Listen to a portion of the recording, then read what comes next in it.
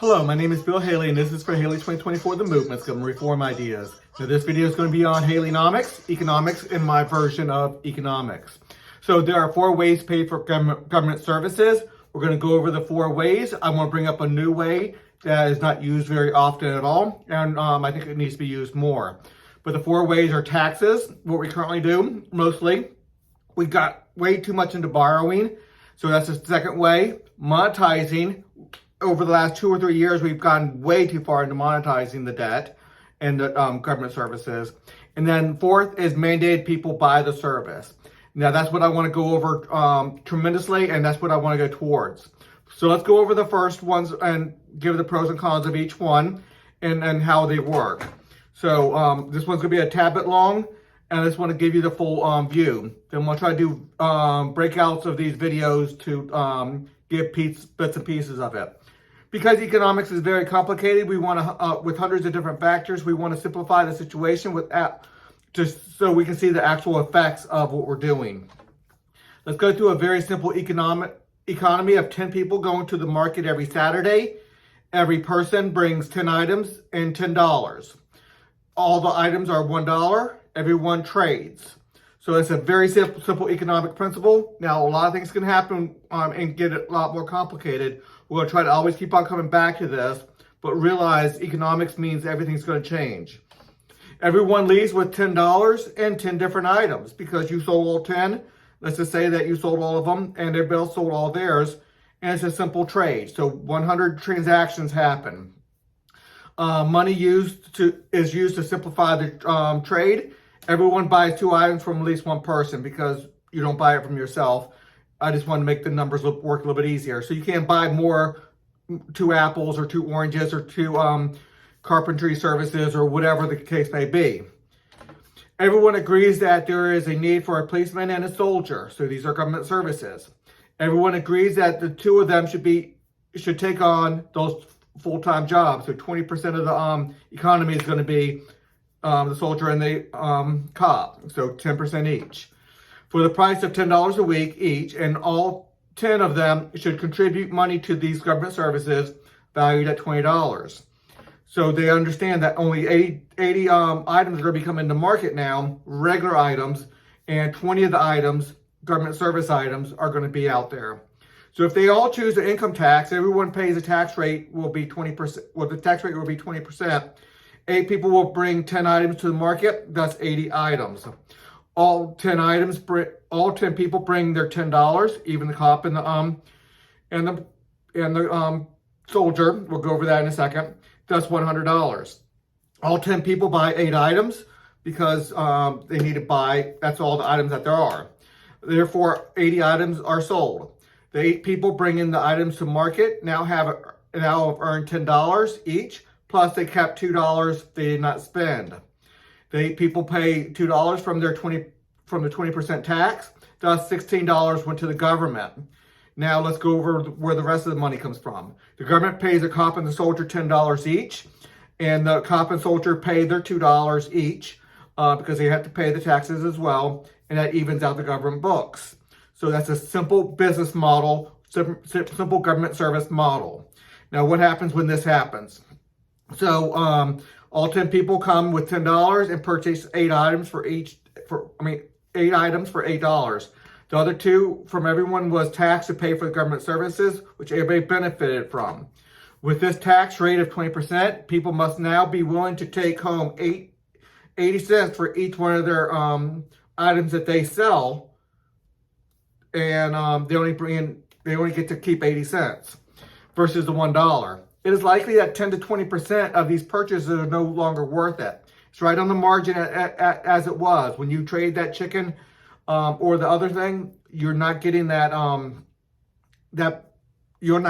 full $1. You're getting that 80 cents. So it's 80 cents worth selling that chicken or selling that services, baking your pie or whatever you're doing.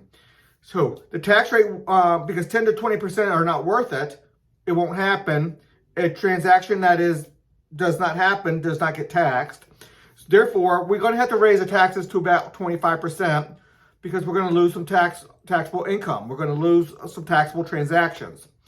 And to attain the $20 needed for the cop and the soldier, tax rates need to go up a little bit. So that's just a basic Laffer curve, basic disincentive of doing a transaction that is taxed. So it has to be a big enough margin to do that trade. It has to meet that 20% threshold. Okay, the sales tax rate of 25. Now let's go to sales tax real quick. A sales tax of 25% would be necessary for the 80 items selling for $80. So that's important to know, because when you're selling the 80 items, you're not really taxing the sales tax off the cop and the soldier. So you need that 25% now. Thus attaining the $20 needed. Now people needs to be willing to pay $1.25 to get that $1 item. So they have to make sure that 25% is accounted for. Is that trade worth that 25% gap? The close trades are not going to be. So some of those trades are not going to happen. So 10 to 20% of the trades are not going to be worth it. And people are going to be willing to do it themselves, do without, or do it in a different taxing authority, or there's a couple of different things you can do to get away from it. Go do it under the table and the like. And the tax rate will have to rise to about 32% to attain the $20 needed to pay the cop and soldier. So whether we do an income tax or a sales tax, government increases the cost of the trade. And that cost of the soldier, or the cost of the cost of the cop, the cost of the police officer needs to be in that trade. So you're not getting that. You're not getting those close trades when it's worth it just by a little bit. Okay, during negotiations, both sides share in that tax rate and that tax burden. So the higher the tax rate, the less taxable activity will occur.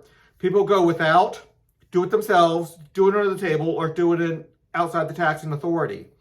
And you probably have to pay taxes in that different city or different town or whatever, but they might do it outside that taxing authority if it gets too high. Okay, taxes take a percentage of the transaction. The nature of the two-person agreement of the transaction means sometimes both sides do not meet on price. If both sides barely overlap on the agreeable terms of the transaction, a small tax rate stops the transaction. And again, you do not get the taxable income from a transaction that does not happen. A significant overlap in price can withstand a larger tax rate, and that's only once going to happen. That can overtake the tax rate.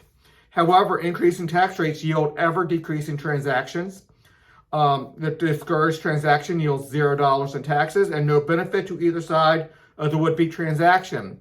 So people who trade that chicken for that bushel of corn, they both get benefited, but if it's just on the margin, not sure whether it's worth it or not, they could grow their own chickens or raise their own chickens and grow their own corn if they want to. So is it worth it? Sometimes it's only barely worth it.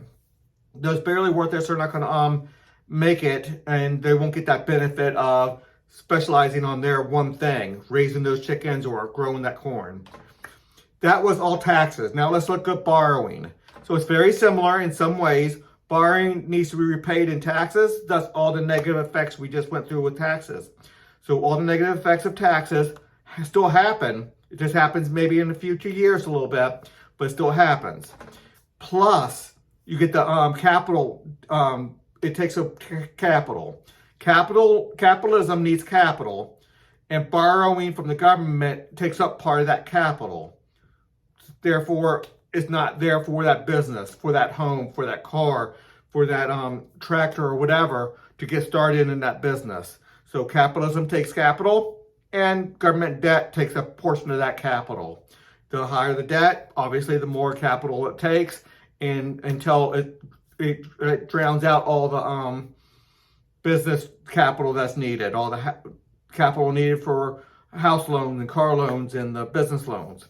Okay, let's keep on going. Plus, borrowing increases interest rates. So obviously, if you have lower capital, you need to either gain more capital by encouraging people to save more, which means you have to increase the interest rate you're paying out to lend money, or not to lend money, to borrow money from the people who want to save.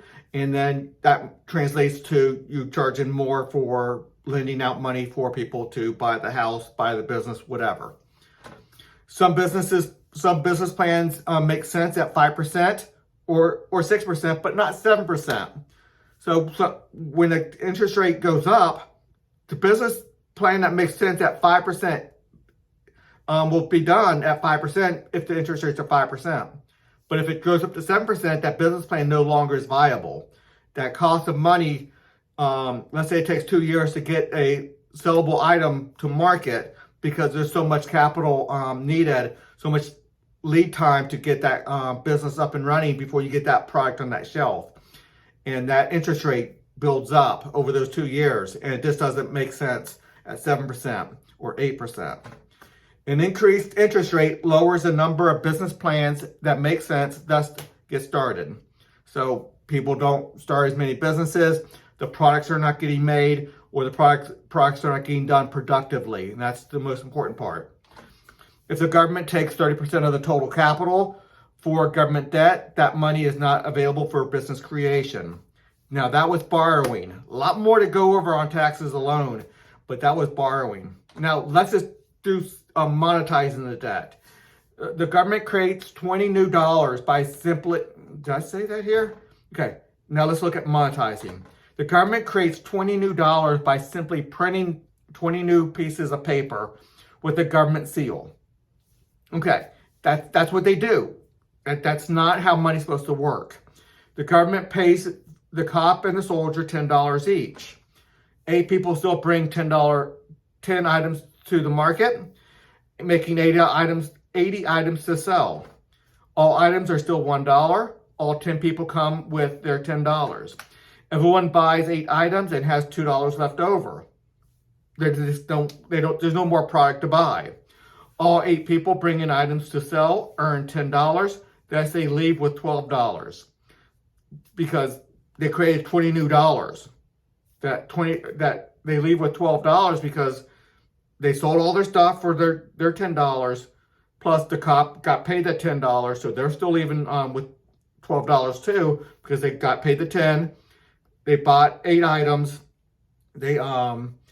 So they gave away 8 items. They had 2 left over from that, plus the $10 they got paid for the new week. So they got paid they're walking away with $12. So their bank accounts are just growing. The government pays the cop and the soldier $10 each. They also walk away with $12 and 8 items because everybody walks away with 8 items. There's only 80 items coming to market. Everyone comes back every week and buys all 80 items for $80. And every week, all 10 people earn $10. The cop and the soldier buy new printed up money, but only spend $8. All 80 items are bought every week, and every week, all 10 people add $2 to their savings. So the savings just keep on going. There's not product in the market to reflect that, though. So that's what's wrong there. Money is the regulator between money going into the economy, services going into the economy, and services coming out of the economy. It makes it exactly even. When you just create $20 new, it gets out of balance. Products are just being pulled off the shelf without products being put on the shelf. Every week, people walk away with $12 the first week, then 14, 16, 18, it keeps on growing. Now, however, all 80 items are still taken from the market every week.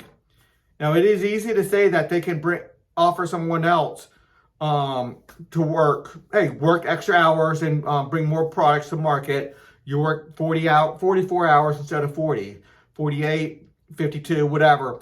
I'm assuming everybody makes 1 items per 4 hours is kind of my business model right now, just to make it simple. However, that is always true.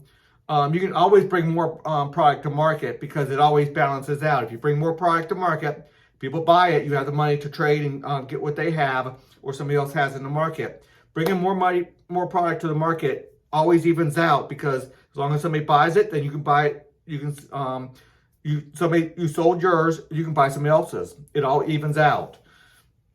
But when you bring in when you create 20 new dollars, it doesn't equal out because you didn't bring product to market. Bringing one additional item to market also means one more item taken from the market. That always evens out. So in the regular economy, the money makes sure it evens out. 20 new dollars without bringing money, without bringing product, or without being backed up or bringing product to the market, that does not work out. That just causes problems. It creates a situation with savings keep on growing, or it creates a situation with product keeps on coming off the shelf. Creating 20 new dollars does not even things out. People's bank accounts just grow larger without the products to buy. So I'm repeating myself because I got ahead. The unwritten agreement to keep all items at $1 each and stop after one buys 8 items will quickly vanish. So that people had an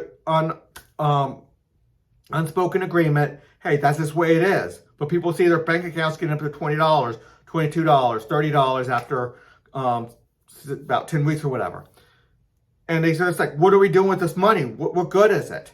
We go and buy 10 items, 12 items, 15 items. I have the money, so why can't I? Well, then everybody else doesn't have, or everybody else will have a lot less to buy because there's only so many items in the market. So that agreement will have to stop. People will start to bid up the prices because they have money left over. They will get to the market early while the product is still on the shelf and buy more than their share of 8 items. As the market prices go up, the cop and soldier will demand higher pay to keep up. As the price goes up to $1.20, that extra 20 cents is the tax. It's highly important to understand. That extra 20 cents is the tax. Whatever inflation is a tax. And I know it's complicated. It throws into a lot of different factors, but that extra price is the tax. And it ends up evening it out over a while. But people's bank accounts get larger, and people's products in their stores get lower. And people have to go out and work more just to put more product on that shelf. And knowing that they probably won't be able to even themselves out. And again, complications galore here. Okay, so as prices go to $1.20, the 20% is the 20 extra cents is the tax. That 20 cents times 80 items is $16 plus an increased $2 because the cop and the soldier was asking for a $2 increase as well. So the cop increases his by $2 and the soldiers as well of newly printed dollars. So that's $20. That's the $20 of tax. So it's complicated and there's a lot of factors right in there. But trying to be as simple as I can, that inflation is the tax. This repeats weekly and the adjustments increase. Money is a service that helps people trade. Monetizing government services destroys the nature of money, which is a medium of exchange and the store of value. The two-sided agreement of trade allows money to perfectly regulate services provided and services received into the economy, into and out of the economy. Every person plays a role when they agree to a price.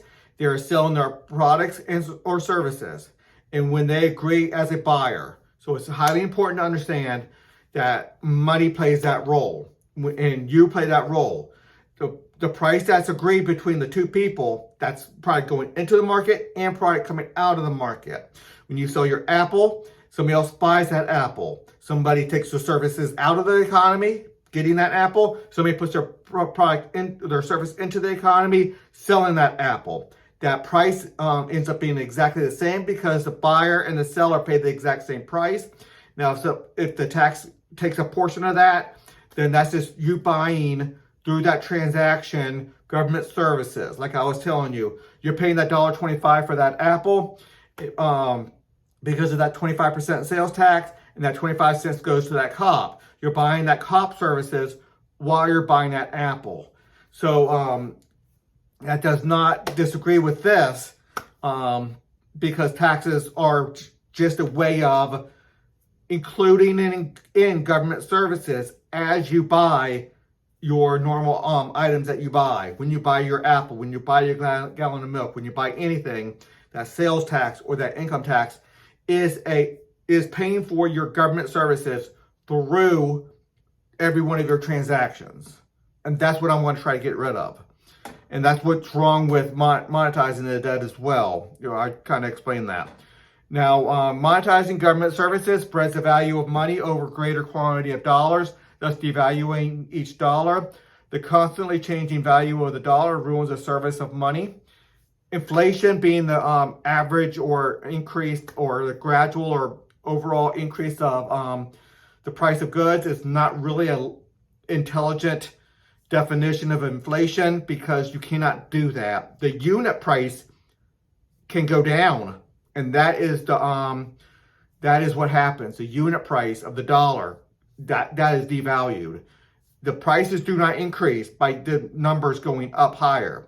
If you claim one day that it costs 10 dimes to buy that apple, but then you come back the next day and say it costs 20 nickels to buy that apple, did the price go up? Or do you just communicating with a different unit of currency? You're communicating with a different unit of currency. That's what happens with inflation. We don't get higher prices. We're just communicating with a different value of our unit of currency. Our dimes turn into nickels at some point when we double the when we devalue the dollar by half. And we have done that tremendously.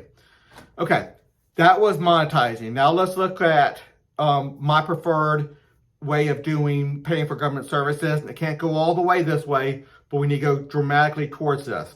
Mandate people buy the government service.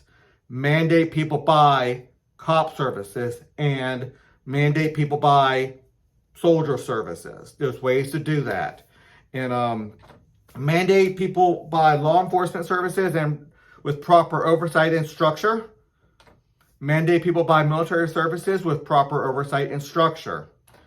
People bring 10 regular items to market, or all 8 people do, because one's a soldier, one's a cop still, so 8 people bring the regular items to market. They're apples, their carpentry services, their chickens, their wheat, and the like. The cop and soldier stand behind the counter with 10 cards stating cop services, and the other guy stands over there with the soldier services. So they go to the market with everybody else, and they stand there with in the market, and they have a table, and they put down cards, 10 of them, cop services and soldier services. These cards are now items to sell. Therefore, 100 items are for sale. The 80 items of chickens and corn and beans and carpentry services and the like. So those 80 items plus 10 cop service cards and 10 soldier service cards. Therefore, 100 items are for sale at the market at $1 each. As people shop the market, the government mandates that everyone buys one cop card and one soldier card for $1 each every week. This includes the cop, and the soldier has to buy the cop card and the soldier card too. So they buy one of theirs, the cop goes and buys a soldier card. Everybody has to buy a soldier card, all 10 people. All 10 people buy that cop card, all 10 people.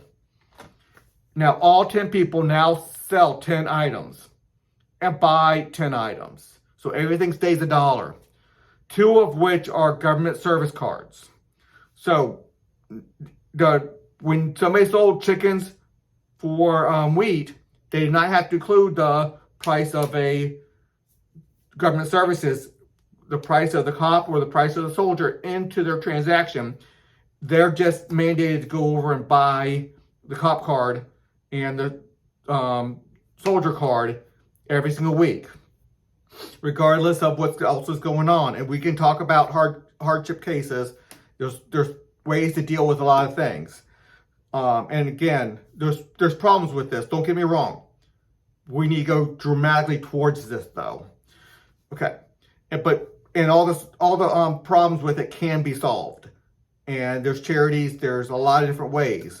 Obviously, the rich people are still going to probably pay significantly more for a lot of these things. Businesses are going to be paying for these things. Businesses need to be protected by the cop and need cop services as well. Everyone buys for $1 and keeps $1 when they sell an item, including the cop and the soldier.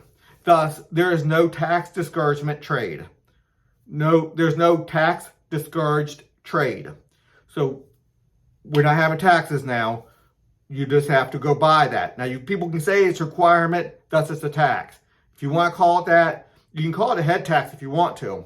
It's getting closer to that. Everyone came with $10 and 10 items. Everyone leaves with $10 and 10 items. So you get rid of that tax discouraged trade, and you get rid of ruining the service of money. There are some practical concerns about why all government services cannot move from taxes to this mandate. However, there should be a significant movement in this direction.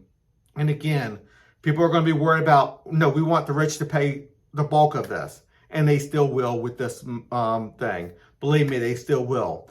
But you can still do this in a significant way. Having a minimum base on taxes also helps keep tax rates lower. So everybody has to pay a certain amount towards, if you do taxes, a minimum of a tax should always be there. So it doesn't always fall on the richest people. And this reform aims to increase the level of beneficial transactions by those close call transactions where it barely makes sense that tax discouragement's not so much there. Okay, by decreasing tax discouragement created by the higher tax rates. Having competition in these mandatory services, so you get to hire what police officer you want. Now, obviously, when there's only 10, there's going to need to be one cop. But when there's thousands and thousands of people now you can have a choice of what cop services, law enforcement services you want to buy from, and what soldier services you want to buy things from. Now, that gets complicated. I have a structure for that. So don't go too far down the rabbit hole on that one where it can't not work. I have a full system on that to make it work. So 27 minutes to do the full thing. I'm going to try to break this down significantly into parts now, and until the next video.